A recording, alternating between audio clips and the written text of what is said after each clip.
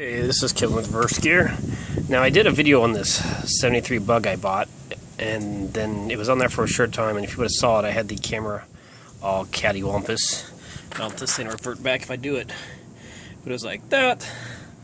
So I made that all skinny, and I hate that. And plus, I think it uploaded it sideways, so it was completely jacked up. Sorry I didn't watch it.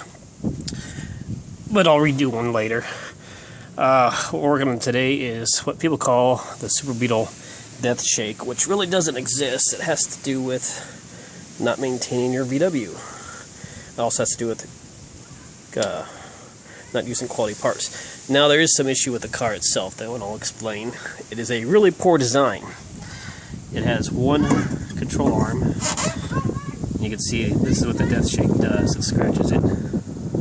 There's the evil kids of this neighborhood that climb on your roof and stuff. But anyways, and so here's the issue. You have this one control arm, and instead of having a strut rod like you should, they're using the sway bar as a strut rod.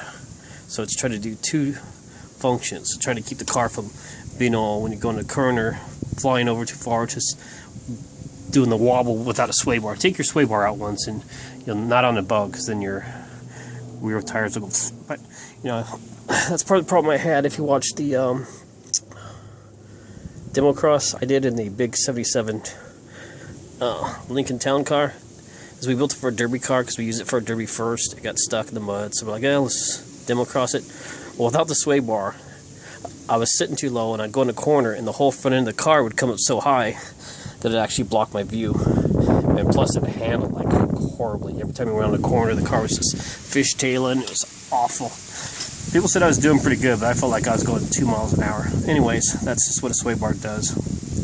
But it's really stupid to try and have two functions. If it wasn't for the fact that this is straight, like if this was at an angle, I would actually practically go out and get a strut rod off something else and just build one. I guess you could build one as long as you put a really tight bend here and it came out this way. It would kind of work, except for having a bend in it.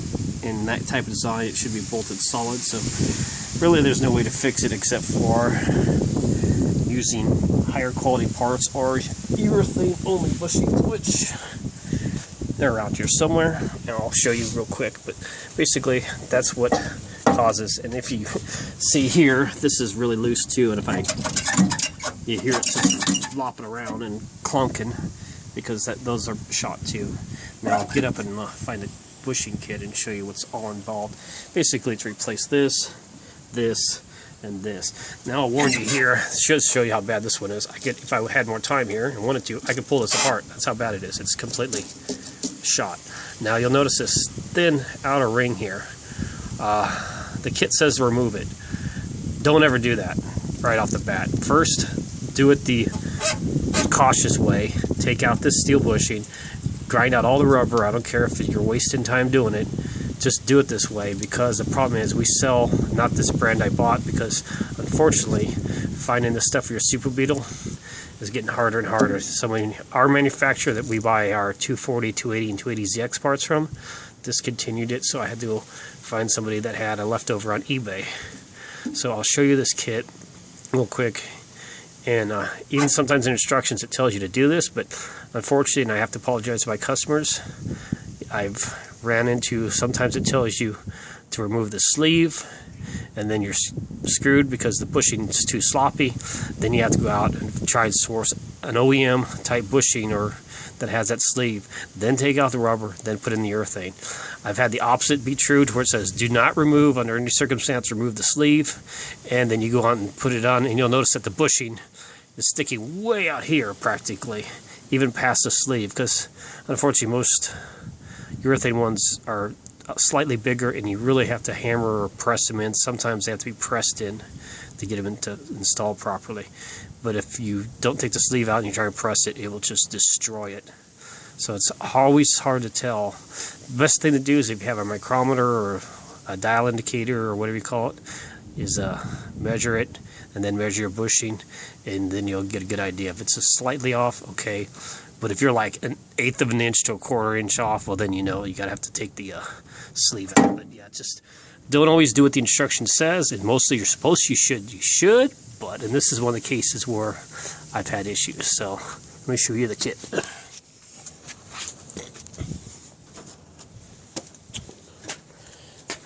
And I thought I brought it out.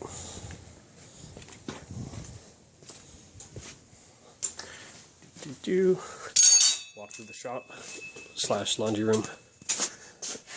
I did bring it out because I noticed it's not in there.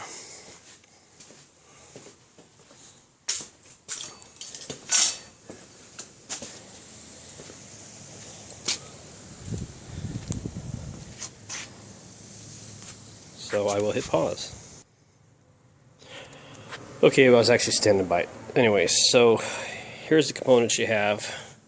You have a rather large for normal. I mean, a lot of times these sway bar bushings aren't this big, but you got to remember that this thing is the supporting part of the control arm or the suspension itself. And then your sway bar mounts to the control arm with these beveled bushings. This also depends. Mine's a early 73, so it's 71 to 73, and then it's 73, 74, half of 73 to 74 to 79 is a different one that go along with that. Of course, you have your steel sleeve that goes inside there. Then you have your control arm bushings. These are the nice, sort of quiet ones that has there's grooves inside so they don't squeak as much.